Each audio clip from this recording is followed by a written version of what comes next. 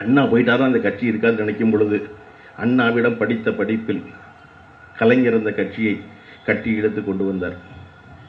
கலைஞர் ஒருத்தர், யார் அண்ணா இருக்கும்போது யாருமே இல்லைன்னு சொன்னவன் பூரா கலைஞர் இருக்கும்போது கலைஞர் மட்டும்தான்.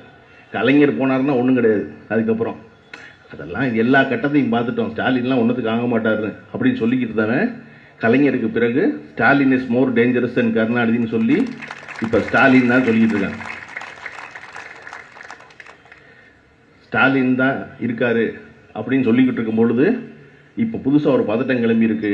அது 75 ஆண்டுகால திமுக பவள விழாவின் அறிவு திருவிழா இல்லை, வாரிசை கொண்டு வந்து நிப்பாட்டுவதற்காக உதயநிதிக்காக நடத்துகிற விழா அப்படின்னு ஏன் அதை சொல்ல ஆரம்பிக்கிறான் அப்படின்னா அவனுக்கு இப்போ தான் தெரிஞ்சிருக்கு. எங்களுக்கு அது 4 வருஷம் முன்னாடியே தெரியும், நீ அது இப்போ சொல்கிறவனுக்கு அவன் இப்போ தான் கன்ஃபார்ம் பண்ணுறான்.